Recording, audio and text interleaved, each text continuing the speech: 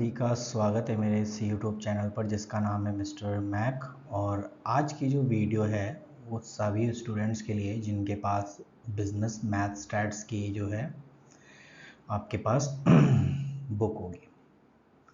यानी आप second semester में देखिए क्या हो रहा है ना, अभी बहुत से बच्चों की प्रॉब्लम ये है, कोई CBCS से है, कोई ओल्ड कोर्स है, ठीक है। और अब आपका न्यू एजुकेशन पॉलिसी भी आ गया। तो ये 3 टाइप के स्टूडेंट्स हैं जिनको ये चीज़ फेस ऑफ करनी पड़ रही है। बट डोंट वरी, उससे आपको कोई फ़र्क नहीं पड़ना चाहिए। लेकिन हाँ, कुछ कुछ चीज़ें हैं जिन्हें आपने ध्यान में रखना है। अगर आप बिगनर हो, यानी आपको अगर नहीं पता है कि मैथ्स में मैं क्या पढ़ूँ, स्टैट्स में मैं क्या पढ़ूँ, तो आप जो है प्लेलिस्ट में जाके बिजनेस मैथ्स और स्टैट्स की वीडियोस देख सकते हैं। उसमें मैंने बेसिक से सारी चीज़ें करवा रखी हैं, ठीक है। तो आप वहाँ पर उस चीज़ को जाइए, वहाँ देखिए, वहाँ पे आपको सारी चीज़ें।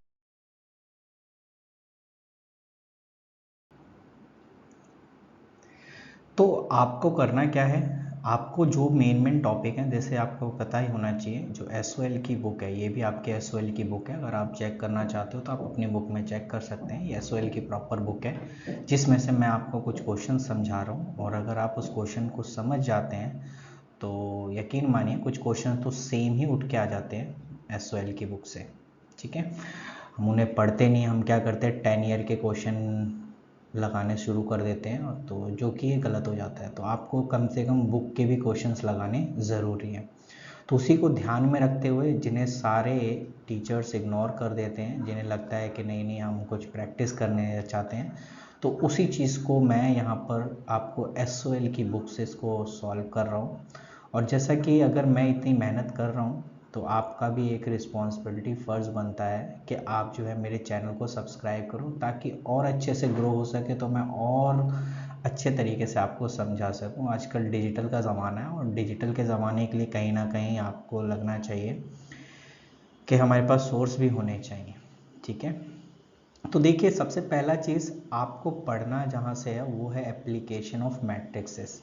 इससे ऊपर के अगर आप चेक करोगे, इससे ऊपर के टॉपिक आपके एग्ज़ाम में नहीं आएंगे, तो कोई फ़ायदा नहीं है इनको करने का, ठीक है। इन सभी को करने का कोई फ़ायदा नहीं है, ये आपके एग्ज़ाम में नहीं आएंगे। आपके एग्ज़ाम में जो क्वेश्चंस आएंगे वो आएंगे आपके एप्लीकेशन ऑफ मैट्रिसेस, यहाँ से बनते हैं, ठीक है। यानी आपको क्वेश्चंस दिए होंगे और उसी के हिसाब से आपको आंसर देना पड़ेगा। तो देखिए यहाँ पर एक क्वेश्चन है, यहाँ पर ये क्वेश्चन है कि annual sale related to 2 company 3 types of represent following.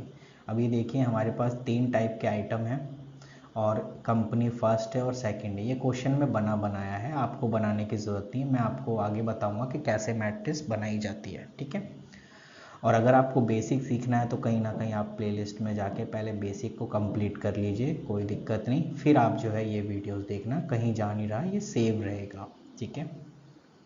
Question में लिखा है कि 2 कंपनी, जैसे कंपनी नंबर 1, कंपनी नंबर 2, और ये दोनों कंपनी अलग अलग 3 टाइप्स के आइटम बेचती हैं ABC के नाम से। और उसके बाद इसमें ये लिख रखा है कि भाई सेकंड में लिखा है कि vitamin content of 2 type of juice 3 type of vitamin, यहाँ पे लिखा हुआ है। जैसे अब अगर मैं कहूँ 2 जूस है, 2 टाइप्स ऑफ जूस, ठीक है, और 3 टाइप की विटामिन है, तो विटामिन A, विटामिन B और विटामिन C, ठीक है। एंड थर्ड इज अगर आपको एनुअल प्रोडक्शन 3 प्रोडक्ट का दिया जाए एंड 2 फैक्ट्रीज़ के बारे में दिया जाए, तो हम उसको ऐसे रिप्रेजेंट कर सकते हैं।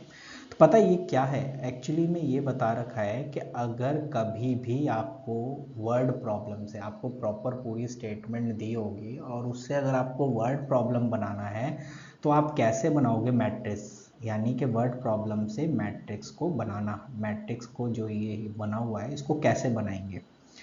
तो देखिए, अगर आप देखेंगे, आपको अगर यहाँ पे एक हिंट मिल रही होगी, हिंट क्या है। अब जैसे मैंने कहा 2 कंपनी, तो देखिए 2 कंपनी को इसने यहाँ पर कॉलम में लिया है, इसको बोलेंगे कॉलम। आपको कुछ बेसिक चीज़ें पता होनी चाहिए, आर यानी रॉ और इनटू कॉलम, ठीक है। 2 कंपनी 3 टाइप्स ऑफ आइटम, देखिए पहले 2 कंपनी के बारे में था इसलिए इसे कॉलम में ले लिया। अब 2 उसके बाद 3 टाइप्स ऑफ है तो इसको रॉ में ले लिया। और इसी को फॉलो करते सके आप जो है आगे जो है मैट्रिसेस बना सकते हैं। यानी जो पहले डेटा दिया होगा उसे आप इस तरीके से लिख देना, और जो बाद का दिया होगा उसको आप रॉ में लिख देना। आपको पता है ना रॉ कैसे होता है, रॉ को हम कैसे रिप्रेजेंट करते हैं, ये रॉ होता है और इस तरीके से कॉलम होता है। ठीक है, कॉलम ऊपर से नीचे, नीचे से ऊपर की तरफ जाता है, और रॉ जो है लेफ्ट एंड राइट की तरफ जाता है। तो अगर पहला डेटा दिया होगा तो उसको हम एज अ कॉलम में लिखेंगे, और जो दूसरा डेटा दिया होगा उसको हम रॉ में लिखेंगे। देखिए दूसरे में भी कहीं ना कहीं देखिए यही चीज़ ट्रिक आ रही है। अब जैसे यहाँ देखिए 2 टाइप्स ऑफ जूस है, देखिए जूस 1 को यहाँ लिया और जूस 2 को, जैसे ऊपर 2 टाइप कंपनी थी तो यहाँ लिया तो देसी है, और जो 3 टाइप्स की यानी सेकंड इन्फॉर्मेशन जो दी है उसको इसने जो है रॉ में लिखा है, जो कि ये रॉ। अगर आप इसमें भी नहीं समझ पाते हैं तो थर्ड वाले में देखिए, पहले किसके बारे में बात किया, 3 प्रोडक्ट। आपको ये भी दिमाग में आ रहा होगा नहीं नहीं 2 इन्फॉर्मेशन दी थी इसलिए हमने साइड में लिया। आप देखो यहाँ पे लिखा है 3 प्रोडक्ट, तो देखो पहले 3 प्रोडक्ट लिखा है इसलिए प्रोडक्ट को हमने कॉलम में लिखा है, और उसके बाद बोला 2 फैक्ट्रीज तो इससे देखो इसको रॉ में लिखा है। ऐसे ही अगर आप आगे भी देखें, ये आपका number of staff in school में भी रिप्रेजेंट, अगर नंबर ऑफ स्टाफ जैसे peon, teacher, typist, vice principal, principal, इन सबको कॉलम में रिप्रेजेंट करते हैं। ठीक है, ओके। और क्या चीज़ है, और क्या चीज़ हमें सीखनी चाहिए, हाँ अब यहाँ भी देखिए वही सेम रिपीटेड है, 3 प्रोडक्ट यानी product X Y Z and 2 different type of department, department P and Q. तो ये जो चीज़ें दिखाई जा रही है वो क्या बता रही है, एक चीज़ से ये चीज़ तो क्लियर होगी, जो इन्फॉर्मेशन हमें पहले दी होती है उसको हम एज अ कॉलम में लिखते हैं, और जो इन्फॉर्मेशन बाद में दी होती है उसको हम रॉ में लिखते हैं, ऐसे। अगर आप ये हिंट समझ जाते हो तो यकीन मानो आपके आधे से ज़्यादा क्वेश्चन सॉल्व हो जाएंगे, इसकी गारंटी मैं दे रहा हूँ। ठीक है, अब यहाँ पर भी वही चीज़ अगर आप देखोगे 6 पॉइंट में, the unit cost of transportation of an item from each of the 3 factory each of the 4 warehouse can be represented matrices as follow. सबसे पहले किसके बारे में बात किया है, आपके पास वेयर हाउस कितने हैं, 4 है, और 3 फैक्ट्रीज, तो देखिए 3 फैक्ट्री पहले लिखा था इसलिए ये कॉलम में आ गया, और 4 वेयर हाउस बाद में लिखा था इसलिए ये इस रॉ में आ गया। यहाँ से आपके इलिस्ट्रेशन शुरू हो जाते हैं, और यहाँ पे थोड़ा सा आपने ध्यान में रखना है। खैर पहला क्वेश्चन इंपॉर्टेंट तो नहीं है, लेकिन आप इस क्वेश्चन से आप थोड़ा बहुत हिंट ले सकते हैं क्या चीज़ है। यहाँ लिखा है company produce 2 types of material A and be in size of XL और एल। ठीक है, यानी देखिए ए और बी 2 टाइप्स के जो है मटेरियल प्रोड्यूस करते हैं, जो कि यहाँ पे मैट्रिक्स बना हुआ है तो इसमें आपको टेंशन लेने की ज़रूरत नहीं। ये जुलाई का प्रोडक्शन है, ये अगस्त का है, और ये आपका सितंबर का है। फाइंड आउट टोटल प्रोडक्शन, आपको टोटल प्रोडक्शन को करना है 3 मंथ का। तो इसके लिए बड़ा सिंपल सा है, क्या करना है आपको, जब टोटल प्रोडक्शन बोले इसका मतलब जुलाई में कितना प्रोडक्शन हुआ, अगस्त में कितना प्रोडक्शन हुआ, और सितंबर में कितना प्रोडक्शन हुआ, सबको जोड़ लेना है।